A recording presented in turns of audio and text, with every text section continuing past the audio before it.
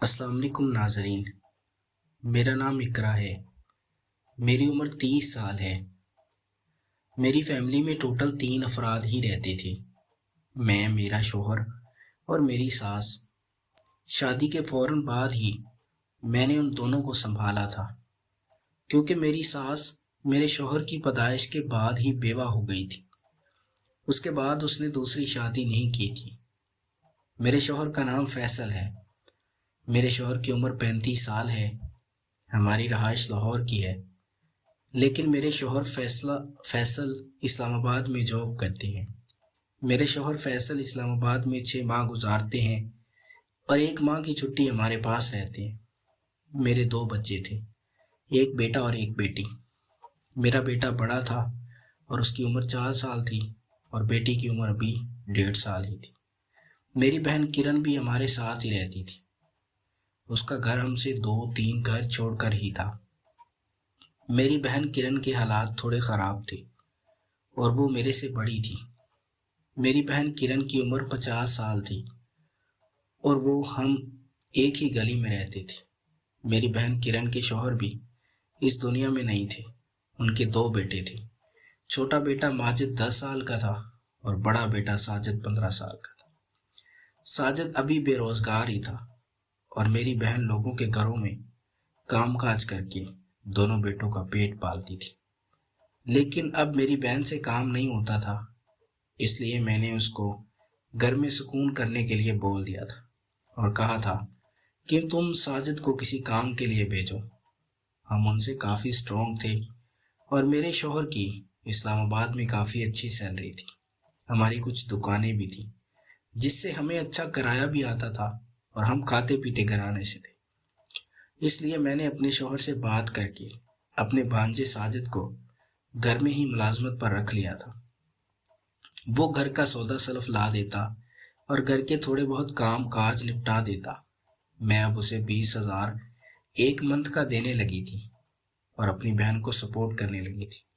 میری بہن نے کام چھوڑ دیا تھا اور اب زیادہ وقت میرے ساتھ گزارتی تھی۔ ساجد زندگی سے بھرپور، خوبصورت، خوبرو نوجوان لڑکا تھا۔ مجھے اس کی ساری ادائیں ہی پسند تھی۔ میں سارا دن اس کے ساتھ کھیلتی، مذاق کرتی اور میں اس کے ساتھ خوش رہنے لگی تھی۔ میں نے اپنے شوہر سے اجازت لے لی تھی تو وہ بھی خوش تھے کہ چلو اس بہانے تمہاری بہن کی ہیلپ بھی ہو جائے گی اور تمہارا بھانجا ساجد بھی تمہارے گھر کے کام کاج کر دیا کرے گا۔ اس لیے میں ساجد کو اب اپنے پاس ہی رکھنے لگی تھی۔ ساجد سارا دن میرے ساتھ کام کرتا اور شام کو اپنی ماں کے پاس چلا جاتا تھا۔ لیکن کچھ دن سے میری ساس کی طبیعت الجھنے لگی تھی۔ میری ساس بیمار رہنے لگی تھی اور ان کی عمر کافی ہو چکی تھی۔ میں اپنی ساس کی بہت خدمت کرتی تھی، لیکن اب میرے سے اس کی دیکھ بھال نہیں ہوتی تھی۔ وہ رات کو بھی بیمار ہو جاتی اور پریشان رہتی۔ اس لیے میرے شوہر نے یہ مشورہ دیا تھا کہ تم اپنے بھانجے ساجد کو رات کو بھی اپنے پاس ہی ٹھہرا لیا کرو، وہ میری ماں کی خدمت کیا کرے گا۔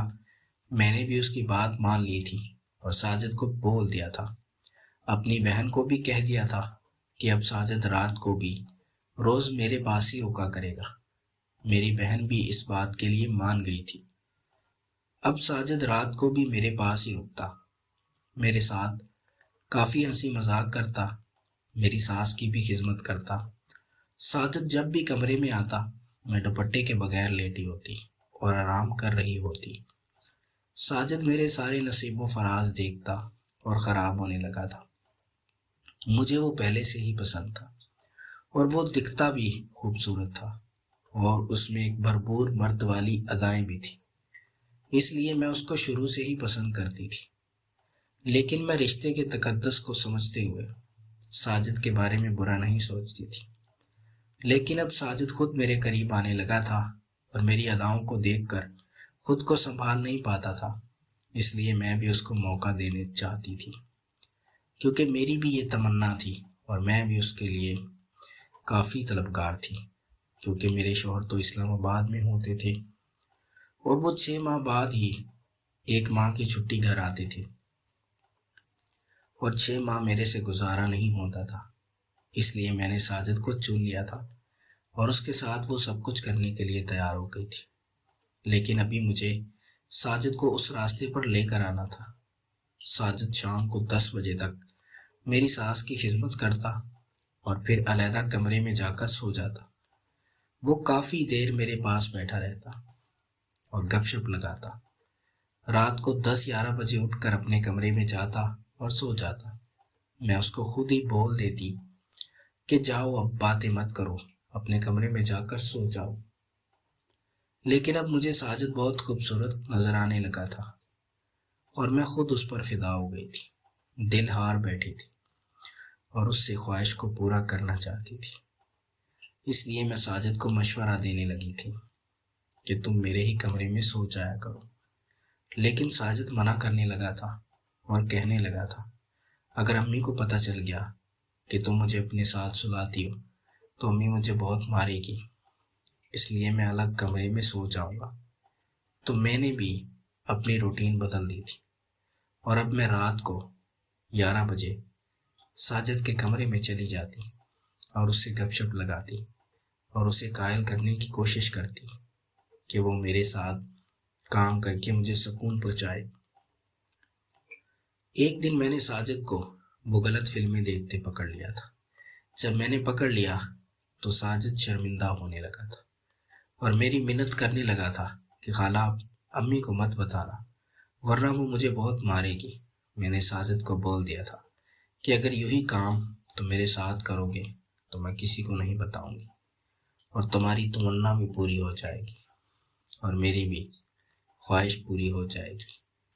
جب میں نے ساجد کو یہ بات بولی تو اس کی آنکھیں چمک گئی تھی اور وہ بہت خوش ہو گیا تھا۔ اب اس کی تمنا پوری ہونے لگی تھی۔